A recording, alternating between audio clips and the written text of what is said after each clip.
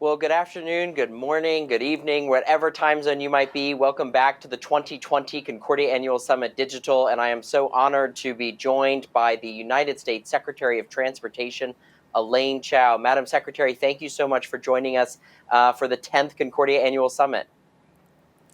Well, I'm a great fan of your conference. It's always a great opportunity to learn, so thanks for having me back. Thank you very much. So, Madam Secretary, I was thinking a bit about our conversation, and I'm going to admit a bit of ignorance here. When thinking about what the country has gone through over the last 7 months, and thinking about what happened here in the country with the spread of COVID-19 and what it means to shut down, whether it's a state, a city, or even a country, not fully appreciating the complexities of that. And so I want to talk a little bit about our transportation infrastructure and what it has been like, or what it was like back in March at a time when you had such little notice to completely shut down an entire country. Could you talk a little bit about that? Well, the president announced a national emergency on a Friday, March 13th.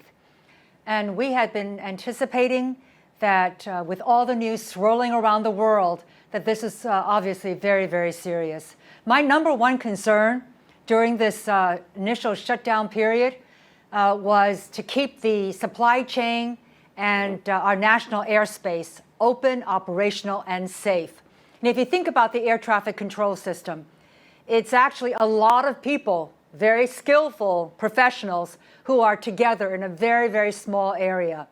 So we immediately had a plan that basically had contingency provisions that if anybody got sick, what would we do about it? So we had them operate in teams. Whole teams, instead of individuals, came on duty, and whole teams went off duty, so that limited the exposure by the team. Number two, we actually had redundant towers where there were large, obviously, towers and operations.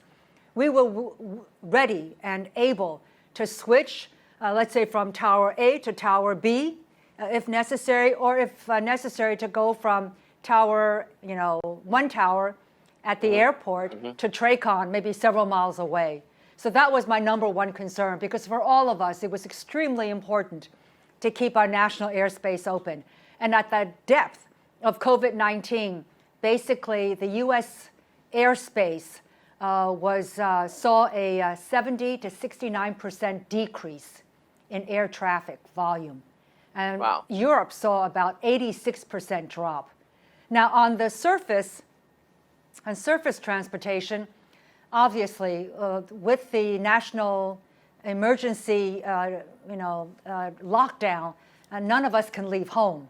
And so I wanted to make sure that the supply chain was open. And I want to give a big shout out to our truckers, because the truckers enabled our economy to function at a time when the majority of us had to stay home.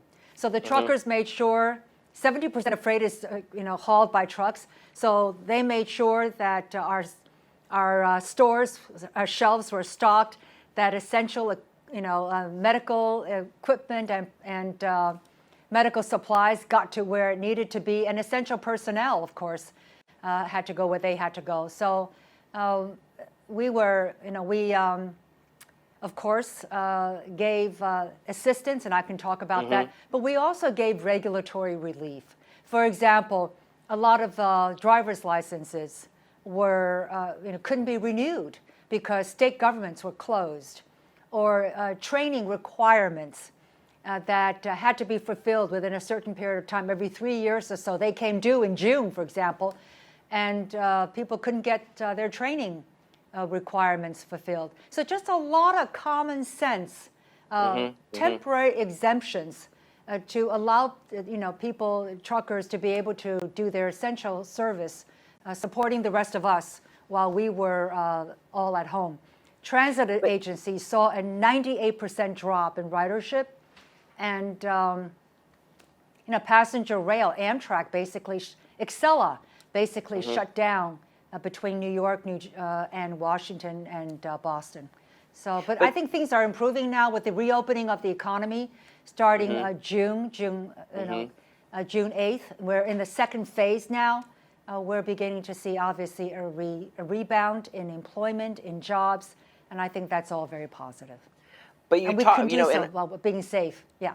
Absolutely, and I think one of the big takeaways I've had though is the complexity of this, of what it took to essentially address our transportation networks. For instance, you talk about the critical nature of truckers, and you think, well, states completely shut down, and they completely shut down restaurants, they completely shut down public facilities, and so what are truckers supposed to do if, for instance, rest stops aren't open? And so I think that one of the things that was most striking to me in looking at what the Department of Transportation has had to manage since March has been so critical, because there are just some of those fundamental elements of how our trucking system, for instance, can work and how our stores are stocked. But I'd like to move and shift, if we could, to the airline industry, because I think so many people watching, especially from the United States, are going to really be concerned about what is going to happen to the American airline industry. What do you anticipate going forward? Because certainly we're not out of the woods yet.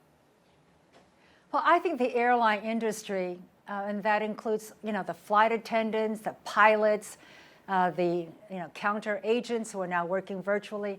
I mean, they have done a tremendous job in keeping the industry going at a time when there were so many problems and so many challenges.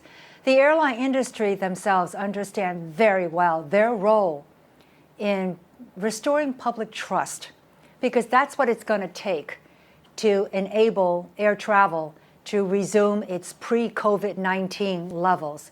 Right now, from the depth of a 94% drop in passenger ridership to now about 48%, airlines have come back quite a bit, but obviously there's still a ways to go. So airlines understand that they're communicating with the public about how important it is that they know the deep cleansing protocols that the airlines have taken upon themselves.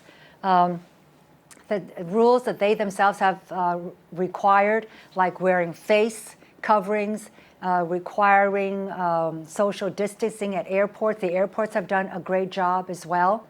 They understand that all of this will impact overall return of passenger volumes, and the air in the airplanes are also something that the passengers question, but it's actually very safe because the air circulates every 5 minutes to 7 minutes. So the airline industry is working very hard, and the airports as well, to make sure that the customers, the traveling public, the passengers know all the steps that they are taking to ensure that air travel is safe. And the federal government has also gotten involved. We have, as I mentioned, given about $25 billion to transit agencies to help them meet payroll and purchase cleaning equipment, cleaning supplies. We've given $10 billion out to airports, and we have worked with the Treasury Department to make available about $50 billion to airlines, travel agents, contractors, and in the aviation sector. And all with an aim, this is all under the CARES Act, which the President signed on March 27th of this year, to provide, assistance, economic assistance for meeting payroll and ensuring operations of our system, aviation transportation system. Are you anticipating further federal government help for the airline industry? I know a couple airlines have already announced some potential major layoffs coming later this year. Are you anticipating more federal government support? Well, the airlines certainly would like more assistance. They need more assistance, and their case is being made on a united basis by management and labor, and airlines they're having with 40% drop in passenger volume. Again, they're all having significant difficulties, And so we understand that. And now it's up to the Congress. The president and the administration has made very clear that we would like to see assistance given to the airline industry, because again, they are an essential service for our country, and they hire hundreds of thousands of employees. And the CARES Act funding from March 27th was helpful in getting them passed all the way through September 30th, but that assistance will now end, and they need additional assistance. If we can, I'd like to switch gears a little bit and talk about innovation and also talk about the United States from a global context. Where do you see the United States competing globally as it relates to embracing innovation within the transportation sector, whether we're talking about drones or even let's go as far as space travel? Where do you see the United States competing globally? We're competing globally, I think, very ably. I mean, I think America is number one now in commercial space. And we are an incredibly talented, skillful, and innovative population. It's because of our system. Our country has so much freedom that what would be considered weird in another country is perfectly acceptable. I mean, where else would you find a city like Austin that bills itself as proudly being weird? I mean, keep Austin weird is the city's moniker. I mean, so this country's capacity, tolerance, and embrace of innovation makes it the number one in the world. And I know that there are other countries, of course, who have, who are very competitive on an innovation basis. But in terms, but again, I'm a firm believer that the freedom of this country will enable us to prevail, in the long term.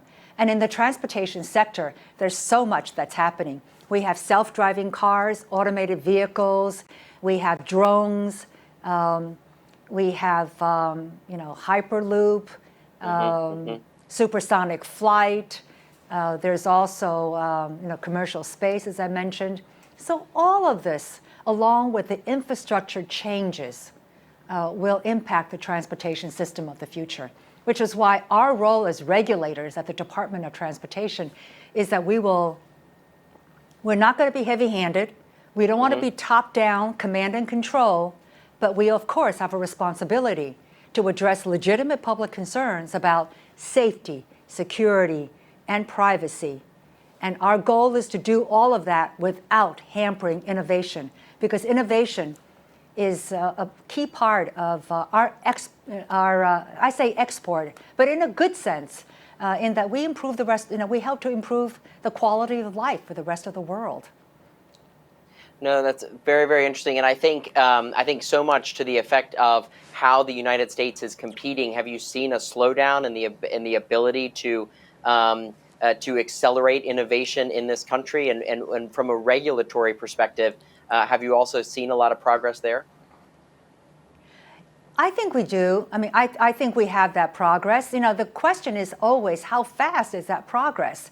And we're dealing, with just accelerated pace of change with all this new transportation technology. And we also, again, want to make sure that people are going to be safe, that their privacy is being respected, and that they're secure. So I'm very optimistic. But I say to all these innovators, please share your confidence about what you're doing to the American public, because consumer demand and acceptance will be the constraint to your growth.